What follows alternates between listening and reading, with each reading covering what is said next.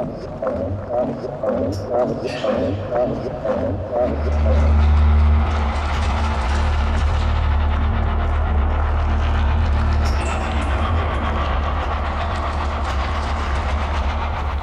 folks, welcome back. My name is Warbass. About a month ago, I went on a trip to New York. It was going to be the first time that I was on a plane, traveling, and getting to spend like several days with a really good friend of mine. And it was one of the events that really pushed me as close as I probably ever have been of actually picking up a proper field recorder. I've got my A case, which is set up to be able to do field recording and bring that into modular at the same time. But I don't have something portable. Now you might say, how about a phone and voice notes? Sure, but I can't use my phone while I'm doing that. And I don't want to be that restricted with it. And so I was pretty close to just pulling the trigger on like an H6 or one of those $200 to $300 Zoom things.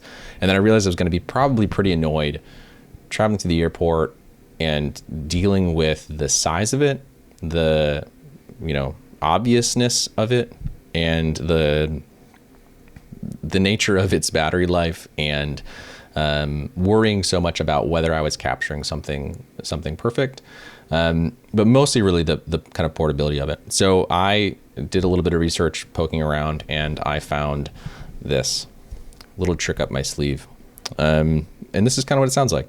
The USO in Terminal 3 is located inside security on the mezzanine level of the rotunda, near the G concourse, and is open from 9 a.m. until 5 p.m. All active and reserve service members of the armed forces and their dependents are welcome. But it's very like this. Yeah, that's the only problem from here is that you're running.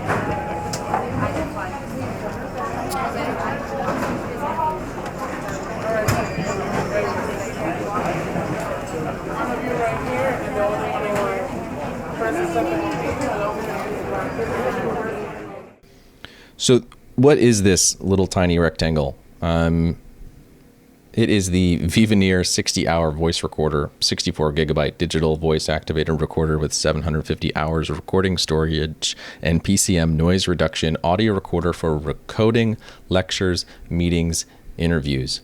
It's $35.99 right now on Amazon. I've never heard of the brand before.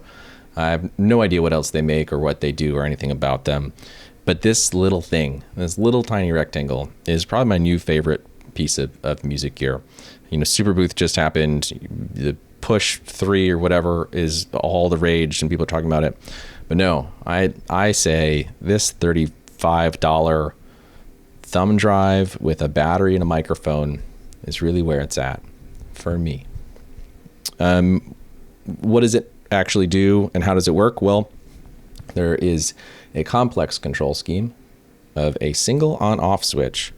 It's currently actually on. I'm recording this. Maybe I'll switch the audio over to it right now so you can hear me talking into it as I'm recording this video. There is nothing else to it. Do you know how the levels are of the audio you're recording? No. Can you tell if it's clipping? No.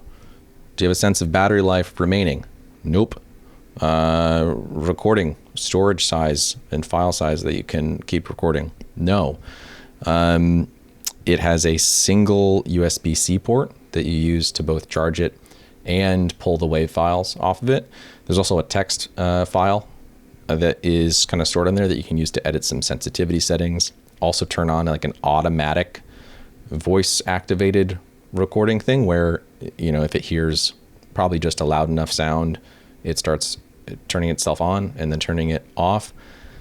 I haven't messed with that. I'm not saying it's marketed like this, but lots of the Amazon reviews do talk about how wonderfully discreet it is to capture things.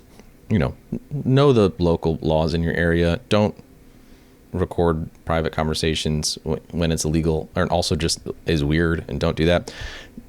I like to use this thing to capture sounds worry-free and in this almost throwaway feeling that reminds me of the era of disposable cameras, where it's not going to be an amazing picture, but you take it anyway, hope for the best, and you find out later.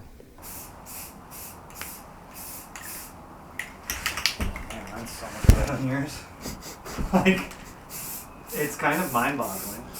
Is it just the second coat or just raw talent? I think it's just my first coat was a little thicker than yours. I wasn't worried about the gloves. I embraced the gloves. Yeah. You're born in the mud. Yeah. Live for the slop.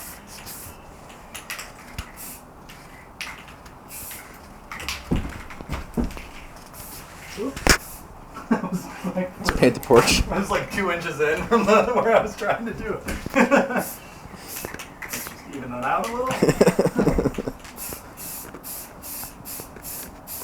Do a little thicker on the roof because the roof is going to get the most hit, you know? Also comes with a bunch of other junk that I think you're supposed to be able to plug this into the USB, this little like remote thing, and some kind of airplane quality earbuds to listen back to your recordings without having to plug it into a computer. Because again, there's no headphone thing. It's just that USB-C. There's a little like lanyard loop in the corner of it in case you want to put it on a keychain or something, which like you absolutely could based on the size and weight of this thing, which is basically nothing. But I think all that is unessential because of the joy that I have with this and the, I think, delight and goofiness of it comes with the inability to know what you're capturing.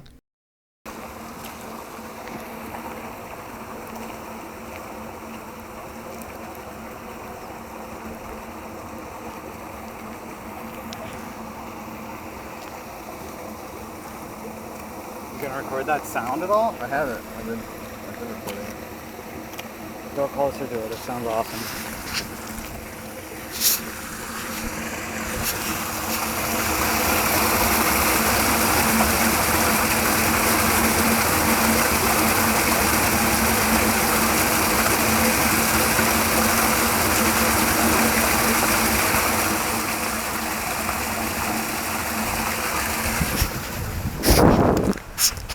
Really cruising over there. I'm going to take this tree out.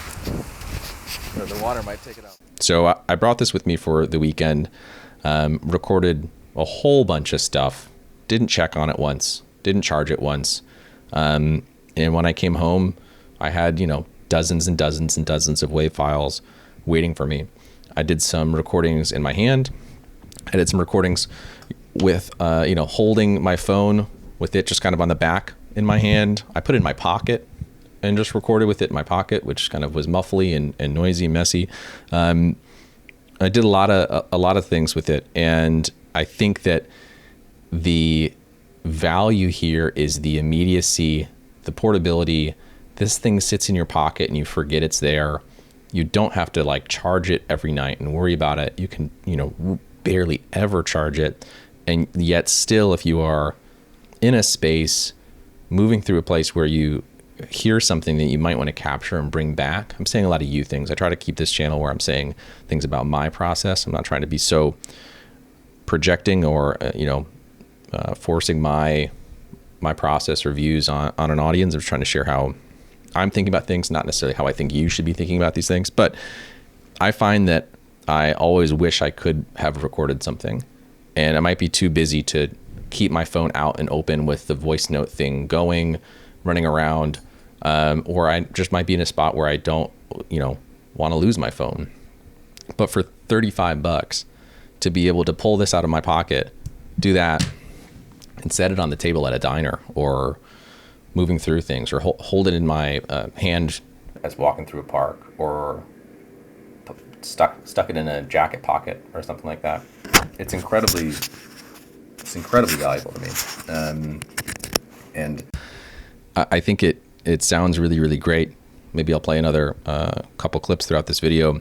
And what we can do with those sounds is what we'll do next, is take them back home, pop them into the 8 case, and transform them into something else entirely. So I've already done a little bit of the setup here. I have brought over recording literally by playing it in through the instrument interface from my computer. Since they're mono, I've got that just into the left half of the looper here. That is then coming out and starting the first row of the matrix mixer, of which I only have the first column connected so far, going into jumble hinge, specifically just so that other things can join it. That out then comes through Starlab and then into high pass, Liberlegio, and then you're hearing the raw recording off of the 4MS wave recorder. And by say you're hearing, let me turn this up so that you actually are hearing.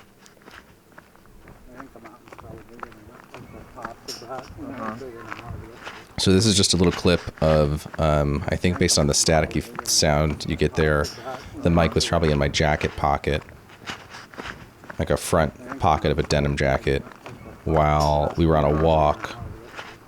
And you can hear my friend describe the height of a mountain briefly. Short little clip. You can just kind of literally see the length of it on the looper here. And since these are mono, I'm typically using stereo throughout this whole case. I'm going to be able to do some things that I normally don't. And one of those is leveraging the internal normalization of the looper, which if you have nothing patched into an input, it's normalized to the output of the opposite deck. So if I turn this up, we're now monitoring on the right half the output of the left. The right half is patched into the second row, so if I bring this up, we probably are starting to get some phasing, because you kind of got the same thing playing in two different places. What I want to do is just record it again on the other half with quite a bit less care about exactly what I'm getting.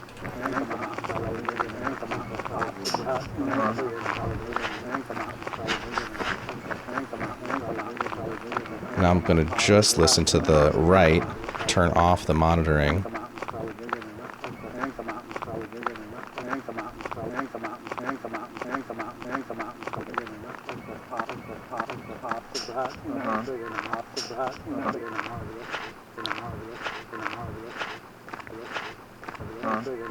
Trying to find something of the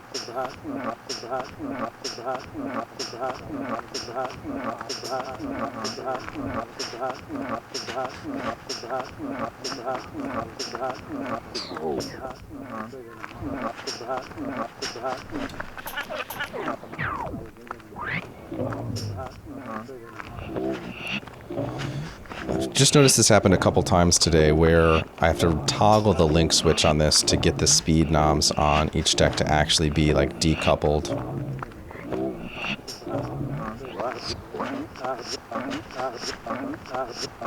Kind of like that half speed.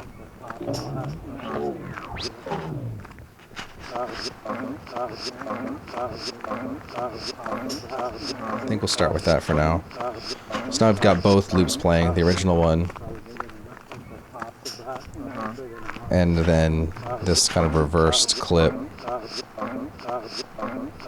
So we're going to leave just both those mixed, going right in the jumble hinge. We'll let Starlab kind of do something just to make this a little bit more interesting to listen to. And then I think the thing I want to do next is bring in the Panharmonium. And I'm going to do that by grabbing sound from another column of the matrix mixer. I like this kind of like goofy rhythm we've got going. And then from the outs of the Panharmonium, one of the things I probably do most is this Panharmonium and Optimix pairing. I don't always strike the Optimix to like make it plucky, but I do still really like the dampening of it and ability to kind of tame the Panharmonium. If there's one thing I'd probably want to add to this case, if I like magically get some more HP, it'd probably be a filter, just because I don't really have a traditional one. Alright, let's maybe do just the lower loop.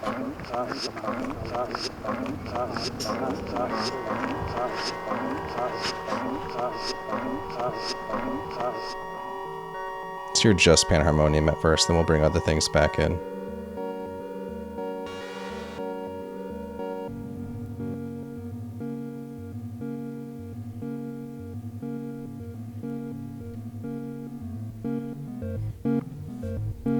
I really like Blur around noon.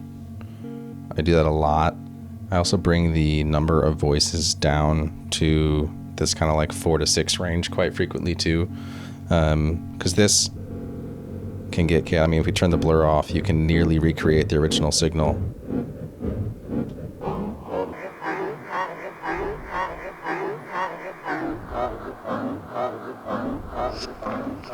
Like there's the dry, and there's the wet.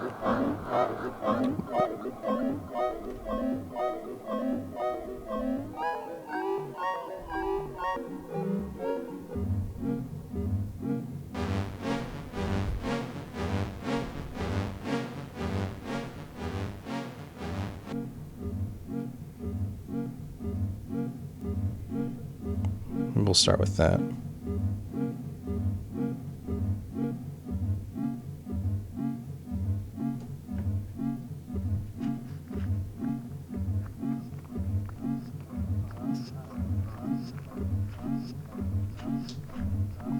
Add some delay.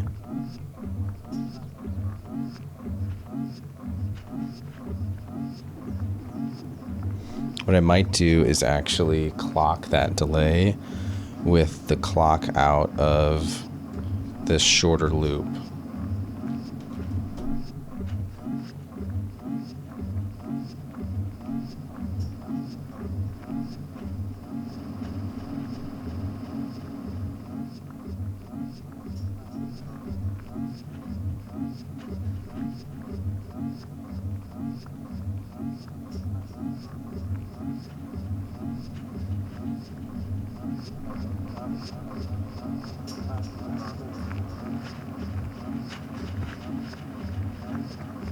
All right, I want to do something with beads. I'm not sure what yet, but let's set beads up as the next column on the matrix mixer, which if you've seen one of my videos before, you've probably seen me do a very similar patch to this. I like to recreate it just in case you haven't seen any of that other content. It's also just, I think, good practice to not just leave it patched all the time, and instead repatch it and alter it each time a little bit, leave room for experimentation, tweak things. I find that helps me to have like an init patch, I've called it in the past, or like almost a normalization, if you can call it that, of how I might patch it, that I then start to differ from and break from. So at least now my camera is like flaring with these lights. Maybe that's a little better. Alright, so I just did a little bit of beads. I'm only hearing it in one ear though. Let's turn everything else off.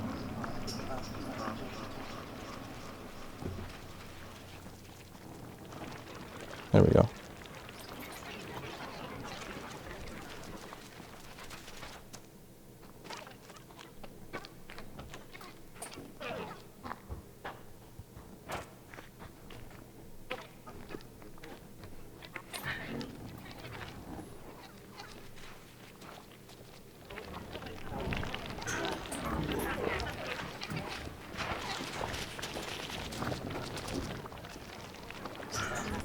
Oh, there we go.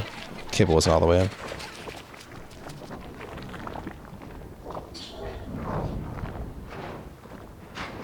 It almost sounds like wet. It's kind of gross.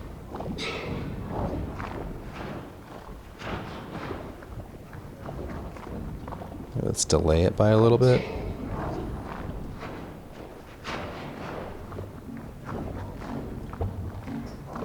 Oh, this sounds just way too happy next to it, but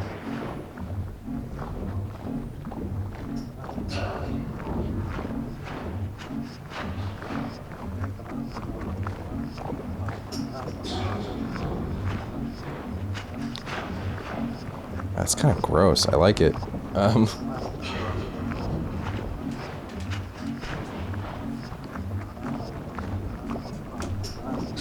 That's not usually how I would patch up beads. I mean, or how I would configure it. Obviously, it's patched without any modulation right now, but I usually aim to leverage it for a little more like higher end texture purposes for the most part. Alright, what am I doing now? I am pulling in my final channel, the matrix mixer, taking the output and routing it into Guillotine. I'm going to take that back into one of the other input rows. And that's so that I can add distortion in different spots.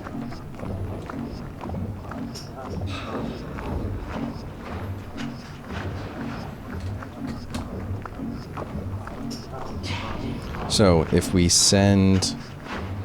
send the short loop to the Guillotine. Let's turn this up a little bit. And then let's just bring that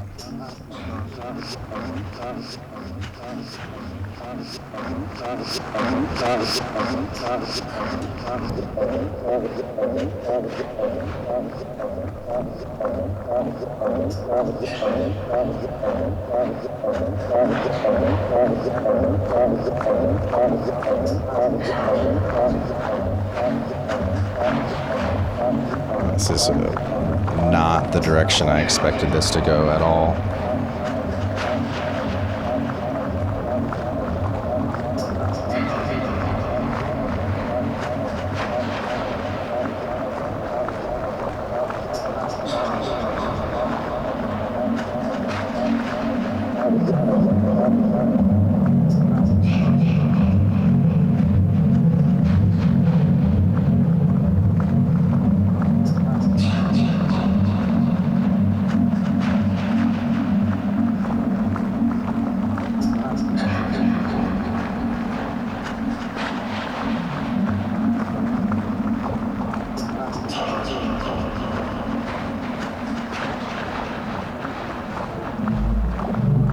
Just slowing down that second loop, and now that there's so much connected to it and so much dependent on what that loop is, everything else downstream is going to be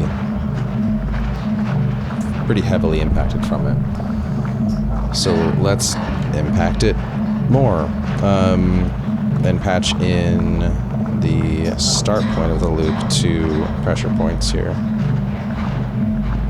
I'm going to start just by setting up some guesses. Oh, I'm patching in the left. I need the right. There we go. And then let's also grab another cable and set the length based on another loop.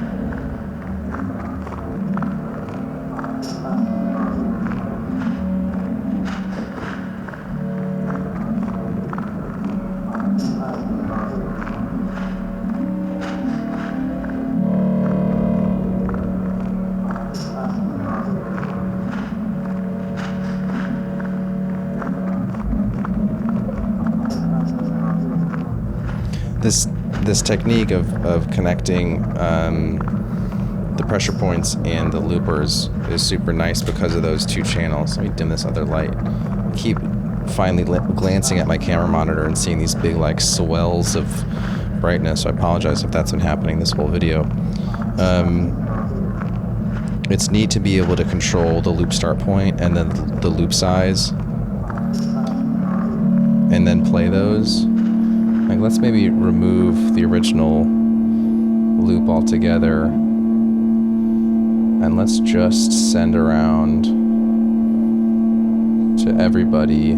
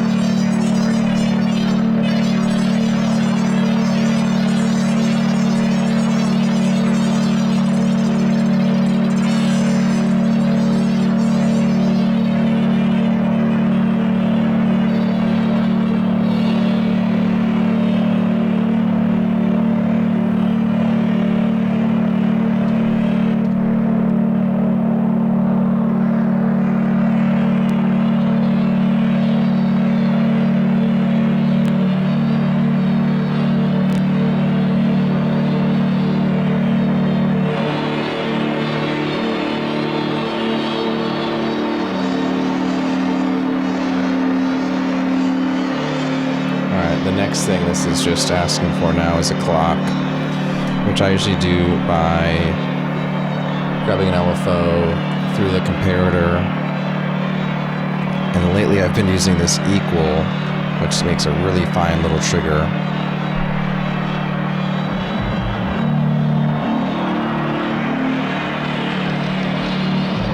So we go really slow.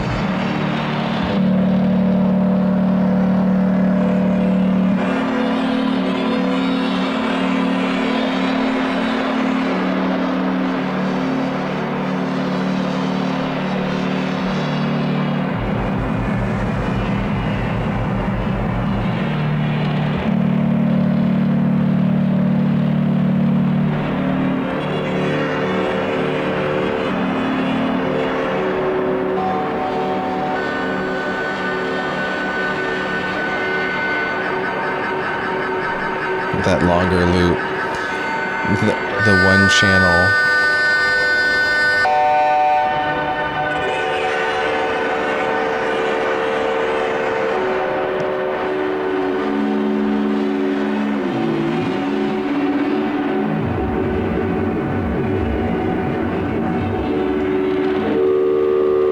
Let's make another channel that's got a slightly bigger loop.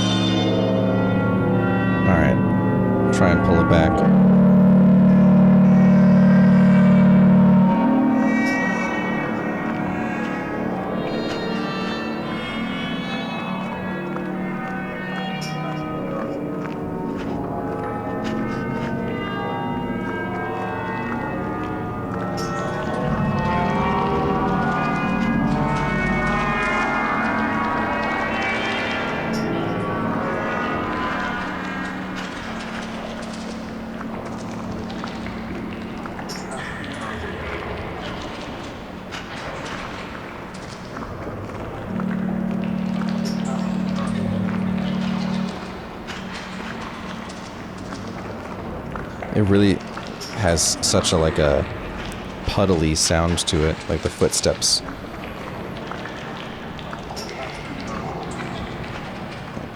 Sounds like we're walking through water.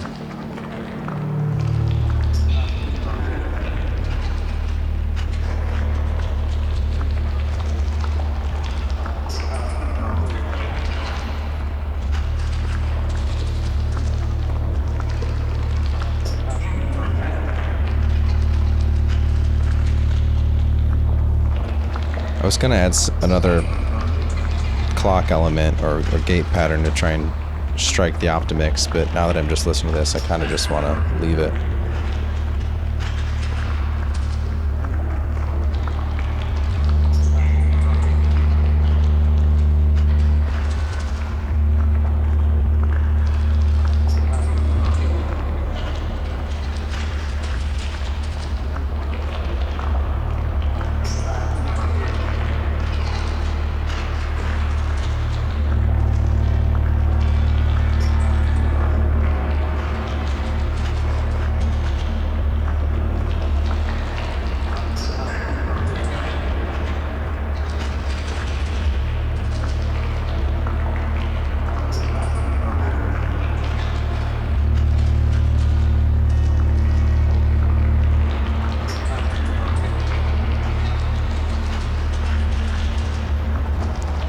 I think that's all the talking for this one.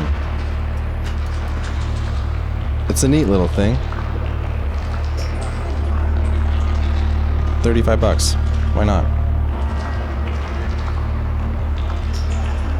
Till next time.